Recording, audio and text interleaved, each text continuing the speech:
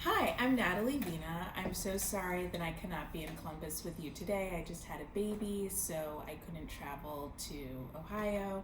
But please do send any questions or comments about my paper to natalie.vena@cuny.cuny.edu. This paper explores the risks and rewards of a local government agency's efforts to acquire 35,000 acres for conservation in a major metropolitan center, much of it bought during a downturn in the real estate market beginning in 1926 and continuing through the end of World War II.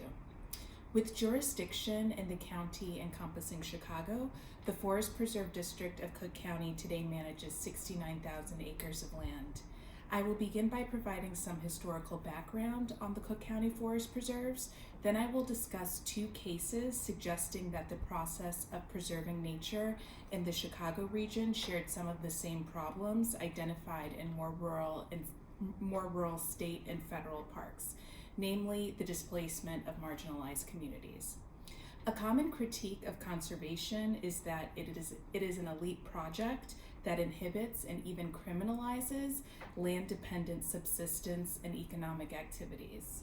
The Cook County Forest Preserves, however, were designed to serve as an accessible natural retreat for all Chicagoans, especially the poor and working class. I will conclude by discussing how the trial transcripts for eminent domain cases reveal that although most land acquired by the Forest Preserve District was agricultural, the farms at issue would have become commercial and residential subdivisions had they not been set aside for conservation purposes. In 1904, architect Dwight Perkins and landscape architect Jens Jensen first recommended an outer belt park system for Chicago in a report for the City Council. They found Chicago's lack of small parks and playgrounds compounded the city's inequity and argued that establishing an outer park protecting local flora and fauna would allow Chicago's leaders to plan adequate recreational spaces with the city's inevitable growth in mind. During a protracted legal struggle, Perkins and other Outer Belt Park advocates eventually narrowed their efforts to creating a forest preserve district. In 1916, Forest Preserve officials finally started acquiring marshes, prairies, truck farms, and woodlands to build the district's holdings. Even though these properties had complicated human histories, Forest Preserve leaders cast the system as a kind of frontier wilderness. Peter Reinberg, the district's first board president, called the land a, quote, natural playground which is being preserved with nature's wonderwork protected and encouraged from erasure by the grim advance of modern civilization. In addition to their frontier fantasies, district leaders also described the forest preserves as a kind of country retreat for Chicago's residents, an escape from the city's tenements, steel plants, and stockyards. In 1920, Reinberg celebrated his namesake summer camp as a place where successive groups of wearies and poverty-beset unfortunates enjoyed the pure air and sunshine, gaining health and strength by out-of-doors living and playing among the trees.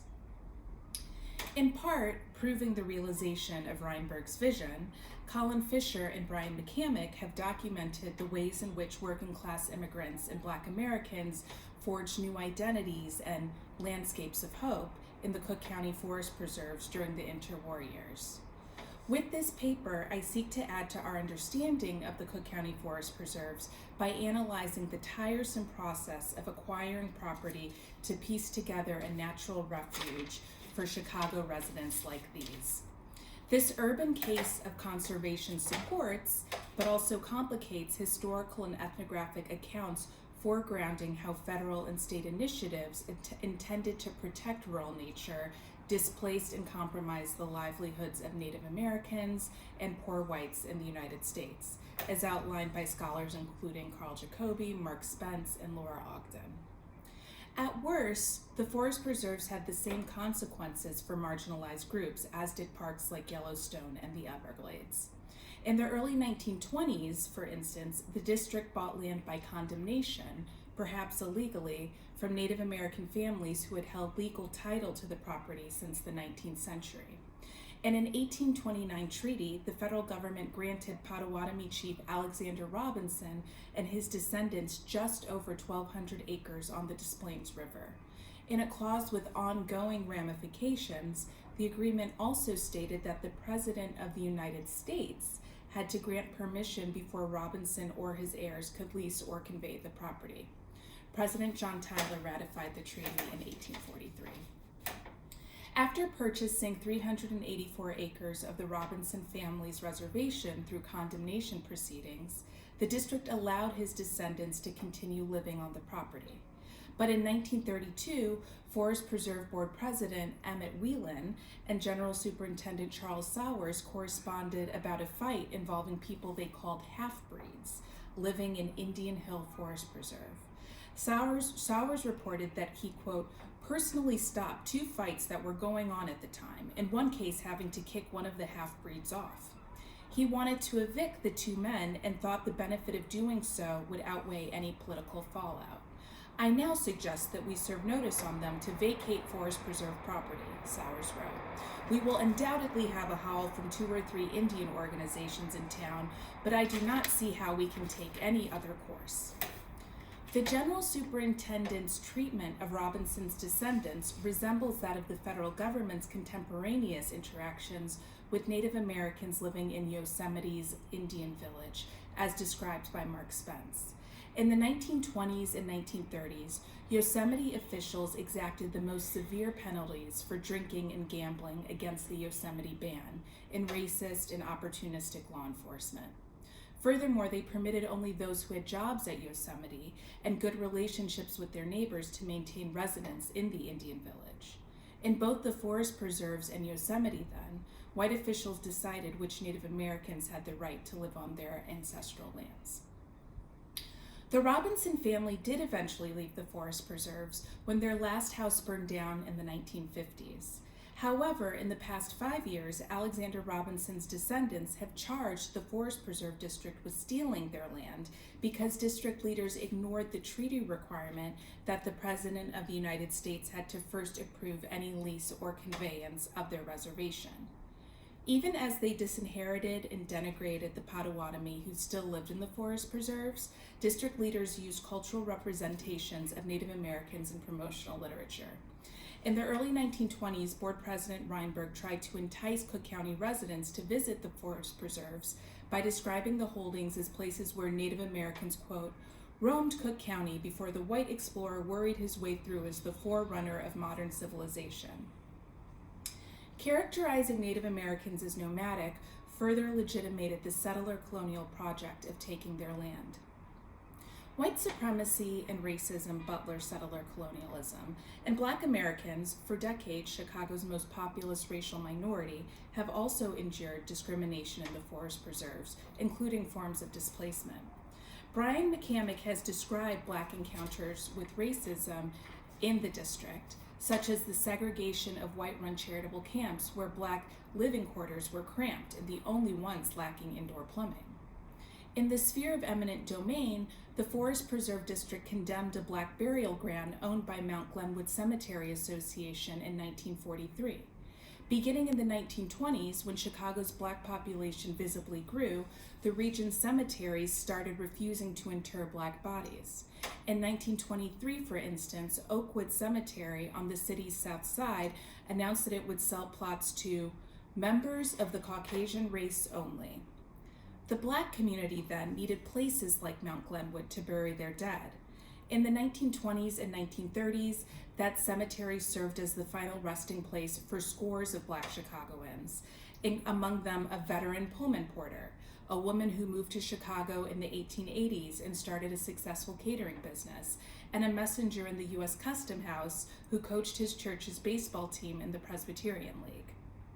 In the early 1940s, the district sought to take from the cemetery 43 acres that had not yet been divided into plots. The cemetery's other 55 acres had 12,000 burials, and 90% of its plots had been sold. The association planned to sell plots in the 43 acres once it reached capacity in the 55-acre parcel. The cemetery fought the district's taking and lost. They also received a fraction of what they understood as the land's fair market value.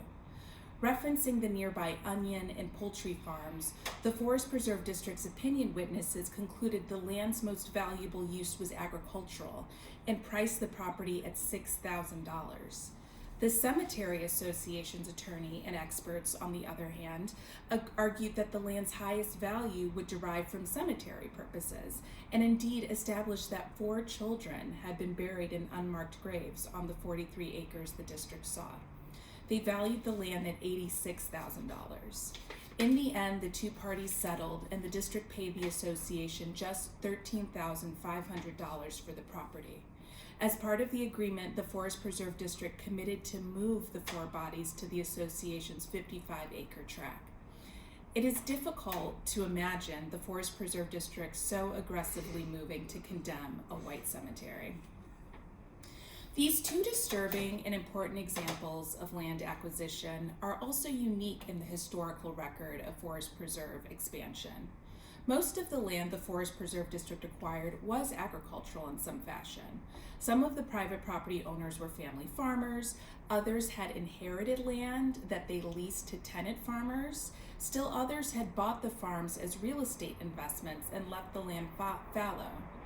Farmers used the future forest preserves as pasture for grazing cows and horses. They also grew crops like hay, corn, wheat, and soy, but in the city's immediate vicinity, truck farming prevailed. Those farmers raised onion sets, cauliflower, tomatoes, and peppers for sale in Chicago. In addition to farm fields, the district acquired attendant barns, farmhouses, fruit trees, and chicken coops. While the forest preserves appeared to present the most immediate threat to local agriculture, parties on both sides of the eminent domain disputes eventually agreed that truck farms would not survive the Chicago metropolitan region's growth. By the late 1920s, opinion witnesses started frequently citing objectives like subdividing purposes as the highest and best use of the properties at issue in condemnation trials. Real estate speculators began developing Chicago area subdivisions in the early 1880s with mixed success. While some grew into communities, others remained imagined grids.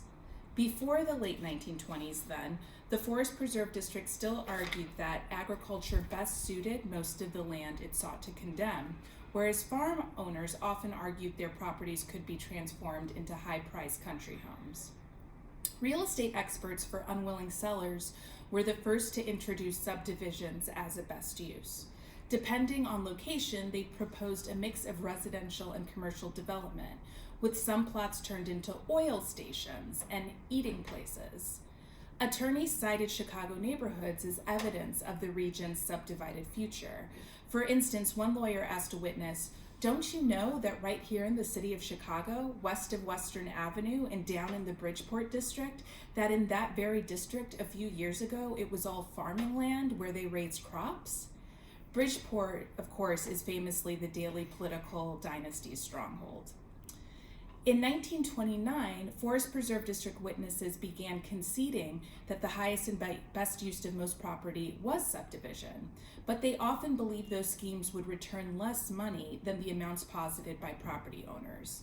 In 1934, the district and a respondent agreed that property in Riverside, Illinois, was best suited for residential subdivisions, but disagreed as to the character of the homes.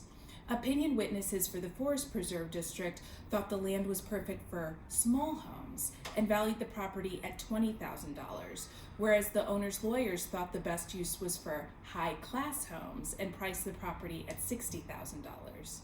A similar disagreement happened in southern Cook County, where the Forest Preserve District foresaw a 94-acre parcel becoming a subdivision of half-acre lots for low-cost homes, while the property owner envisioned executives, the higher-paid men in the industrial districts, living there. For some parcels, subdividing was not just theoretical. Starting in the late 1920s, the district condemned farmland already owned by real estate speculators. One parcel the district took in 1929 had changed hands 3 times between 1925 and 1926. Another property, which was actually called McDonald's Farm, was sold to a real estate investor in 1921. He subsequently sold it to a syndicate from whom the Forest Preserve District forced a sale in 1929.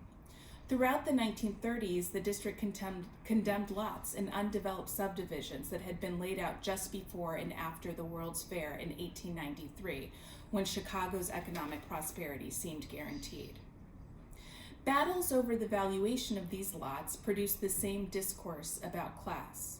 Attorneys for the Forest Preserve District argued that any future residents of one subdivision on Chicago's northwest side would build only modest homes because of its covenant's minimal restrictions, which even permitted chicken coops.